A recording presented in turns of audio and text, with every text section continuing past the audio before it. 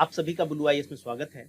आप देखेंगे कि आज जो 68 बीपीएससी मेंस का जो पेपर हुआ है निबंध को लेकर के, और आपने देखा होगा कि पेपर्स का जो स्टैंडर्ड है निबंध को लेकर के वो कितना चेंज हुआ है। अब ऐसा नहीं रहा कि आप 10 दिन में एस्से की तैयारी करेंगे और एस्से लिख लेंगे, ठीक है। क्योंकि देखो एस्से राइटिंग में 300 मार्क्स का पेपर है। मैं शुरू से वीडियोज मेरे आते रहे, मैंने पहले भी बात किया था कि 3 पार्ट में आएंगे, लेकिन इनका जो स्टैंडर्डाइजेशन है वो कहीं भी यूपीएससी से कम का लेवल पे नहीं रख रहे हैं। आप जीएस के पेपर्स में भी देखा होगा, जीएस 2 में भी देखा होगा, जीएस 1 में किस तरह के ड्रास्टिकली चेंजिंग हुई है।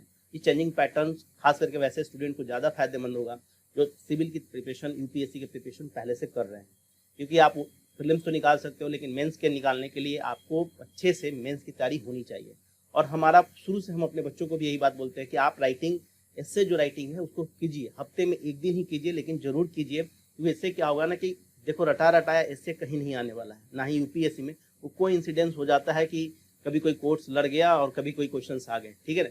यहाँ पे आपको सीखना पड़ेगा एस्से राइटिंग करना। जब तक आप एस्से राइटिंग करना नहीं सीखते हैं तो फिर वो आपको समस्या पैदा करेगा ही करेगा। हम लोगों को आपको पता ही होगा कि हम लोग बीपीएससी के लिए फ्री में एस्से राइटिंग का सेशन चला रहे थे, और हमने कोशिश किया था कि उसमें बच्चों को, मैंने पहले भी बच्चों को शुरू में ही कह दिया था कि देखिए आपको जो एस्से राइटिंग हम करा रहे हैं यहाँ पे, उसमें आपको कोई क्वेश्चंस नहीं आएंगे, लेकिन फिर भी क्वेश्चंस हैं, मैं आपको अभी दिखाऊंगा। एस्से में क्वेश्चंस आपको हूबहू एग्जाम से मिल जाए वो कोई इंसिडेंस होता है, ठीक है। वो कोई ये कहता है कि नहीं मैंने इससे पूछा और वो आ गया एग्जाम में, वो कोई इंसिडेंस होता है, ऐसा नहीं है। क्लियर है। आप मान लो 250 टॉपिक करा दो, 500 टॉपिक करा दो, उसमें से 2 क्वेश्चन आ जाए तो वो उसको गेस नहीं कह सकते आप, ठीक है। लेकिन यहाँ पे सबसे बड़ी बात होती है कि मैं जो बार बार एक बात बोलता हूँ कि आप किसी को फिश खिला दोगे एक दिन पकड़ के ना, तो उसकी जिंदगी नहीं कट सकती है। लेकिन उसको फिश पकड़ना सिखा दोगे तो उसे जब मन करेगा वो फिश को पकड़ के अपना भोजन बना सकता है, ठीक है। यहाँ पे माइंड मत करना जो वेजिटेरियन लोग हों, ठीक है। ठीक वही बात है एस्से राइटिंग में। हम आपको एस्से राइटिंग लिखना सिखाते हैं। अब एग्जामिनेशन का टाइम होता है, मान लो प्रीलिम्स के और मेंस के रिजल्ट, जब प्रीलिम्स का रिजल्ट आता है तो मेंस के रिजल्ट एग्जाम्स होने से पहले ज़्यादा समय नहीं होता। हम उसमें, हमारे पास ज़्यादा अपॉर्चुनिटी नहीं होती है, ज़्यादा हमारे पास स्पेस नहीं होता है कि हम आपके इम्प्रूवमेंट पे काम करें। तो मैं वैसे एस्पिरेंट के लिए बोलूँगा जो 69 बीपीएससी का एग्जाम्स देना है उनको अभी से आप प्रीलिम्स के लिए भी समय दीजिए, और साथ ही साथ अपने मेंस पे ध्यान दीजिए। नहीं आप मेंस पे ध्यान देंगे तो प्रीलिम्स जैसे ही आपका क्लियर होगा, आप रियलिटी बता रहे हैं, आप इधर उधर इस कोचिंग के उस कोचिंग के मटेरियल्स के पीछे ही भागते रहोगे। इस बात को थोड़ी सी कड़वी आपको लगेगी, मैं रियलिटी आपको बता रहा हूँ, क्योंकि मैं हर बार गाइड करता हूँ बच्चों को। मेरे पास ऐसे फीडबैक्स आते हैं, प्रीलिम्स हो जाते हैं, मेंस तैयार नहीं है किसी का, एस्से कभी कभी किसी ने लिखा नहीं है। तो ये समस्या से आप मत सफ़र करें, इसीलिए मैं कोशिश कर रहा हूँ कि आप इस चीज़ को ध्यान में रखो कि 69 यदि बीपीएससी आपको देना है, एस्से राइटिंग वीकली संडे को संडे कम से कम 1 एस्से तो आप लिखो, ठीक है। और आज मैं एस्से का स्ट्रक्चर्स आपको बता रहा हूँ कि किस तरह के प्रश्न पूछे गए हैं, और इसके हर एस्से का एस्से कैसे लिखना था, क्या लिखना था, उसके डायमेंशंस कैसे फाइंड आउट करने हैं, ये सारे के सारे आपको ब्लू आईएएस के ऐप पे मिल जाएंगे। आप ब्लू आईएएस के ऐप को गूगल प्ले स्टोर से आप इंस्टॉल कर लीजिएगा। जिनको भी एप्पल iOS प्लेटफॉर्म पे डाउनलोड करना है वो आप व्हाट्सअप कर दोगे नीचे दिया हुआ नंबर पे, तो हम आपको वहाँ पे लिंक दे देंगे, आप उसको एप्पल के फ़ोन पे में इंस्टॉल कर सकते हो। और वहाँ पे सारी वीडियो हर एक एस्से का बेसिक से मैं आपको बताऊँगा। इसके कोई आपसे पैसा नहीं लिया जा रहा है। मैं शुरू से कह रहा हूँ कि मेरे अधिकतर प्रोग्राम्स जो होते हैं वो फ्री ऑफ कॉस्ट होते हैं। हम किसी बच्चे से कोई भी पैसा चार्ज नहीं करते हैं। तो ये आपके लिए गोल्डन अपॉर्चुनिटी है। आज समझ लो इस चीज़ को, या फिर तो मेंस में बैठोगे उसके बाद समझोगे। अब ये डिसीजन आपका है, ठीक है। तो हमारी कोशिश यही होती है कि हम कैसे आपको इस टॉपिक पे एक गहन चिंतन के माध्यम से, एक स्ट्रक्चर वे में, एक स्मार्ट तरीके से निबंध को लिखना सिखा दें। क्योंकि आपने देखा होगा जो हमारा एस्से राइटिंग का जो ग्रुप है, एक तो जो बच्चे मेंस के एग्जाम्स देते हैं उनको फिल्टर करने के लिए हम अलग कर देते हैं, और एक होता है पब्लिक जनरल। उसमें आप देखेंगे इतने सारे बच्चे हैं, वहाँ पे आप टॉपिक जा करके देखिए। चलिए हम आपको बात करते हैं आज के जो 69 बीपीएससी में जो एस्से का जो टॉपिक आया था, उस टॉपिक में देखो। पहला एक चीज़ और बात याद रखना, थोड़ा सा हिंदी क्लिष्ट है। थोड़ा सा हिंदी को पढ़ोगे तो हो सकता है कि एक बार में डायरेक्ट तुम्हें ये एस्से समझ में ना आए, लेकिन जैसे इसका आप अंग्रेजी पढ़ोगे ये एस्से आपके माइंड में क्लियर कर देगा। देखो जैसा मैंने पहले भी बताया था बच्चों को, उसके बाद बीपीएससी के थ्रू भी कंफर्मेशन हुआ था कि 3 एस्से पूछेंगे, और हमने ऐसा कहा भी था इन्हें कि ये जो एस्से पूछेंगे ये 3 सेक्शन में होगा। आप देख रहे हो कि सेक्शन 1 है। सेक्शन 1 में आपको 100 मार्क्स का है, लेकिन शब्द सीमा पे ध्यान देना।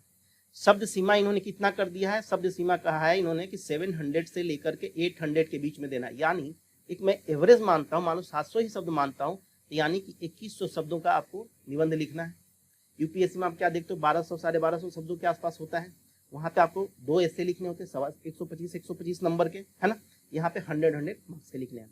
एक जो फिलोसफिकल एसे है, पहले सेक्शन में, आप पहले सेक्शन की मैं बात करता हूँ। देखो पहले सेक्शन में कह रहा है कि forest create its own tree, it does not wait for the people to throw seeds. ध्यान रखिएगा, कह रहा है जंगल अपने पेड़ स्वयं तैयार करता है, ये लोगों के जंगल में आकर बीज फेंकने का इंतजार नहीं करता। देखो ये इस एस्से को यदि मुझे लिखना है और यदि मैं इस चीज की बात कर रहा हूं आपसे, इस क्वेश्चन को कैसे डिकोड करोगे, थोड़ा सा मैं हिंट दे रहा हूं। बाकी इसकी कंप्लीट वीडियोस आपको हमारे ब्लू आईएएस का जो ऐप है उस पर आपको हम वीकली ये सारे एस्से हम आपको दे देंगे। जो 69 बीपीएससी की तैयारी कर रहे हैं उनको एक आइडिया लेने के लिए हो जाएगा, ठीक है। एक बात बताइए मुझे, आज होता है ना कि हम लाइफ में कोशिश ये करते हैं कि हमें कोई आएगा और हमें कोई सिखाएगा। यदि मैं कोई कार्य करूं, मैं खुद से शुरू नहीं करना चाह रहा, कोई आ करके मुझे दे। यदि मुझे कोई बिजनेस स्टार्ट करना है तो कोई मुझे तैयार करके एक बिजनेस दे दे। समझिएगा इस ध्येय, ये वाक्य में मत जाइएगा।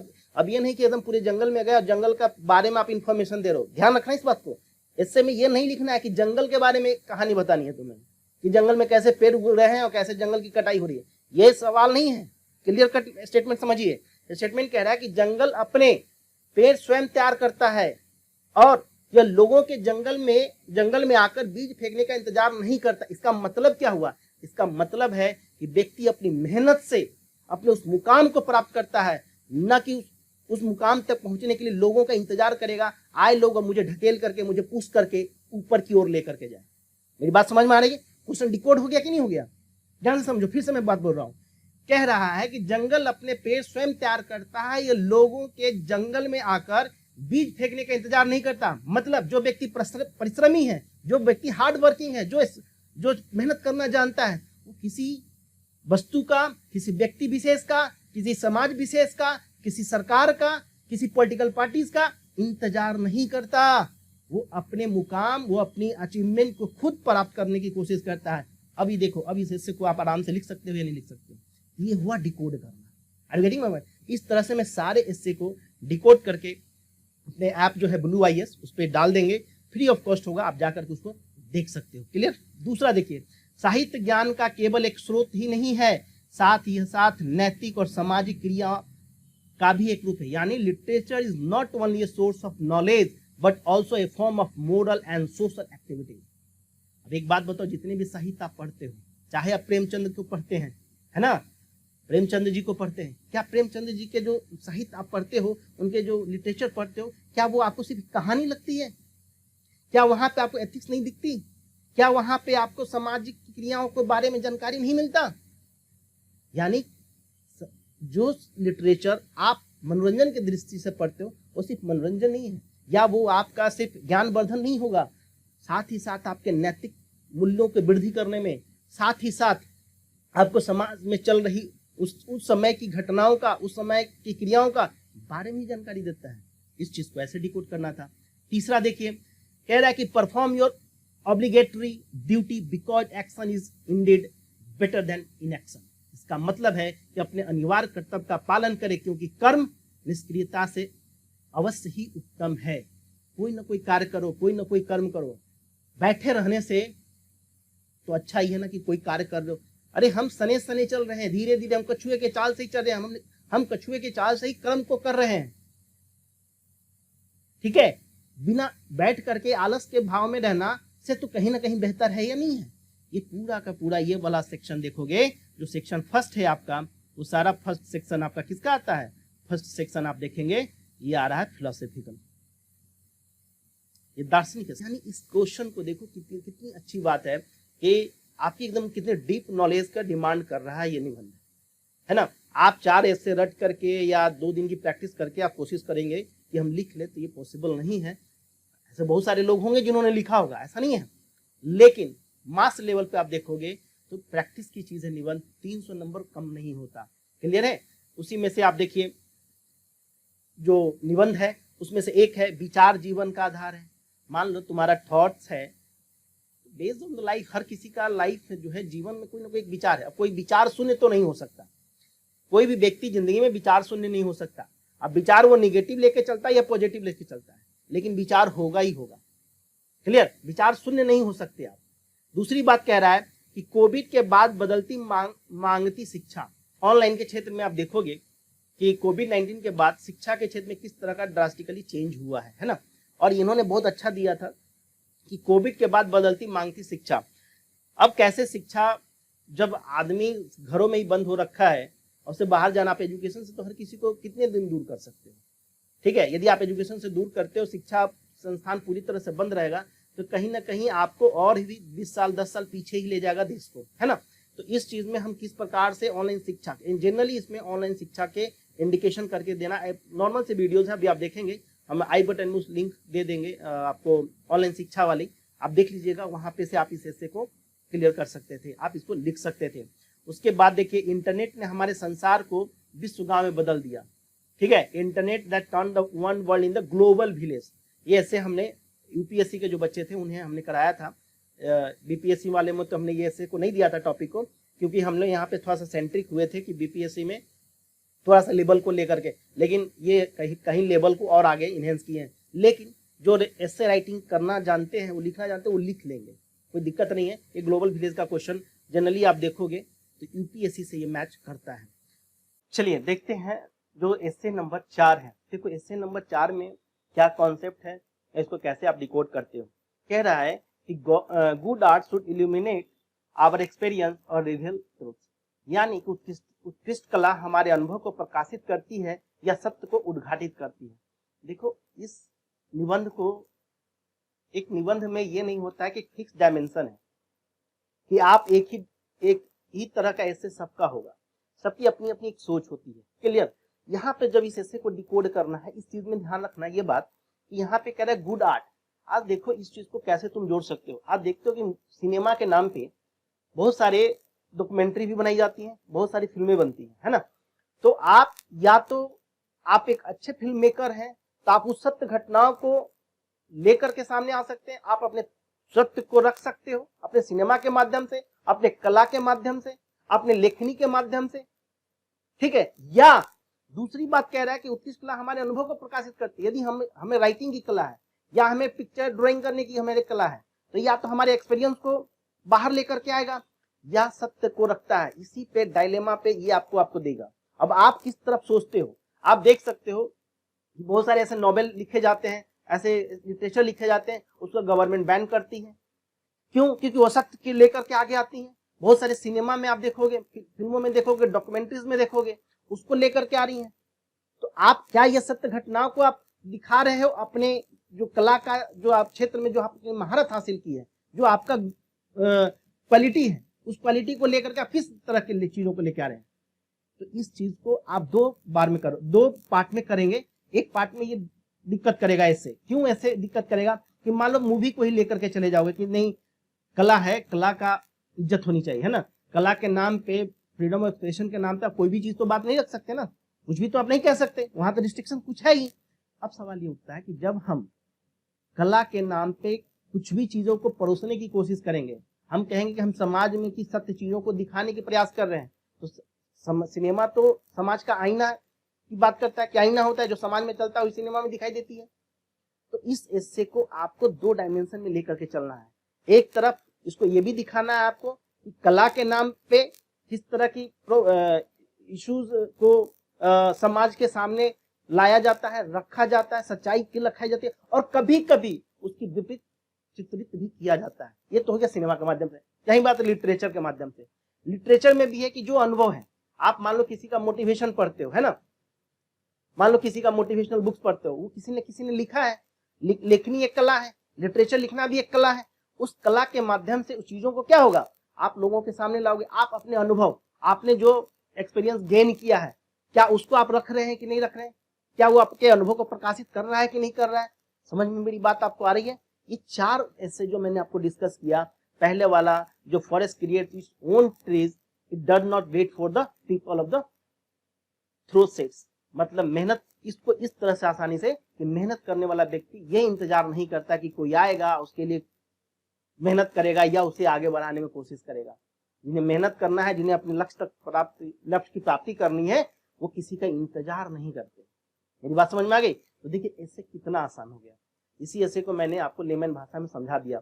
जो तीसरा जो सेक्शन है, उस सेक्शन में भी मैंने आपको बात किया कि किस प्रकार से आप इसको लिख सकते हो। एक चीज आगे जैसे ये देखो 11 नंबर, इसे देखो 11 नंबर ऐसे कहता है, अगला खेती आगे आगे पिछला खेती भागे जाए।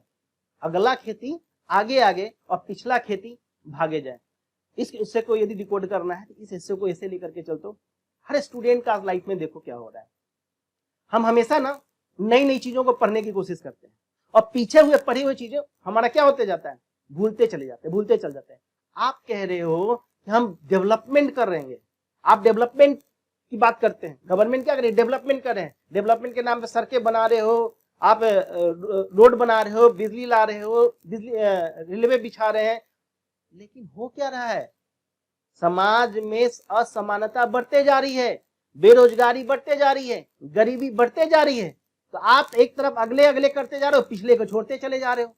समाज में जब आप कह रहे हो कि डेवलपमेंट हम करें तो सबको एक साथ लेके चलना है ना, कि पीछे के लोग पीछे ही रह जाए और आगे आगे चलते जाए। देखिए इस ऐसे को किस तरह से डायमेंशन को कन्वर्ट किया गया। Are getting my point?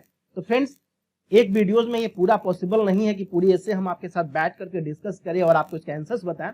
आप एक बात हमेशा याद रखिएगा, निबंध एक दिन का प्रोसेस नहीं है, एक दिन में नहीं होगा, 10 दिन में 5 दिन में निबंध नहीं होता। हम हमेशा जो UPSC mains answer writing programme के हमारे स्टूडेंट होते हैं, मैं हमेशा वीकली उनको ऐसे लिखवाता हूँ, ऐसे राइटिंग कराता हूँ। क्यों? क्योंकि मुझे पता है ना, जिन्होंने पेपर दिया उन्हें पता होता है कि प्रॉब्लम क्या होती है। स्टूडेंट्स में क्या है, आप समझेंगे कि नहीं हमारा मेंस आया, प्रीलिम्स क्वालिफाई करेंगे तब हम लिख लेंगे, ऐसा नहीं होता है। इसके लिए आपको पहले से मेहनत करनी पड़ेगी। ठीक है? तो इस तरह से आप इस हिस्से को सोच सकते हो जैसा हमने सोचा। और आदि इसमें से किसी भी मान लो 9 नंबर है, 10 नंबर, 11 नंबर, नंबर 1, 2, 3, 4 जो भी नंबर के ऐसे हैं, यदि आपके मन में आपको लगता है कि नहीं सर इसको हम इस डायमेंशन से भी लिख सकते हैं, तो कमेंट बॉक्स में जाकर के लिखो, बताओ मुझे कि सर मैं इस तरह से सोच रहा हूँ या मैं इस तरह से सोच रही हूँ। तो मुझे तो पता चले कम से कम आप सोच तो रहे हो, कम से कम इस टॉपिक को सोचो, हर हिस्से को कुछ सोचो। ज्यादा लिखने की जरूरत नहीं है, 3-4 लाइन में बताओ कि आखिर तुम्हें क्या समझ में आता है। यदि तुमने पढ़ा है कि perform your obligatory duty because action is Indeed better than inaction, इसके बारे में तुम क्या सोचते हो, अपने विचार यहाँ पे रखो, पता तो चले कि तुम सोचते क्या हो इसके लिए। बाकी फिर मैं कह रहा हूँ कि एस्से राइटिंग कीजिए, क्योंकि याद रखिएगा यूपीएससी सिविल सर्विस एग्जामिनेशन में यदि सक्सेस चाहिए तो discipline is the most important thing. आपको डिसिप्लिन होना पड़ेगा, आज होइए आप या 2 साल बाद होइए, आपको होना पड़ेगा। जब तक आप होंगे नहीं तब तक रिजल्ट आपके हाथ में नहीं आ पाएगा। क्लियर? तो यहाँ पे हम इस सेशन को ऑफ करते हैं। क्यों? क्योंकि देखो हर टॉपिक पे डिटेल वीडियोज होंगी, वो आप बुल्लू आईएएस के ऐप डाउनलोड कर लीजिएगा। आपको वीकली जितने भी बीपीएससी के एस्से हैं सब पे आपको एक वीडियो आपको डिकोड करके वहां पे बताया जाएगा किस तरह से इसके आंसर्स लिखे जाएंगे। क्लियर? तो आपको पिन बॉक्स में मिल जाएगा, आपको जाएंगे यूट्यूब के नीचे देखेंगे वीडियोज है, वीडियो के जो डिस्क्रिप्शन होता है, डिस्क्रिप्शन के अंदर में आपको ऐप का लिंक डाउन मिल जाएगा, उस ऐप को डाउनलोड कीजिए और फिर मिलते हैं हम लोग संडे को एक डिस्कशन क्लास में। Thank you.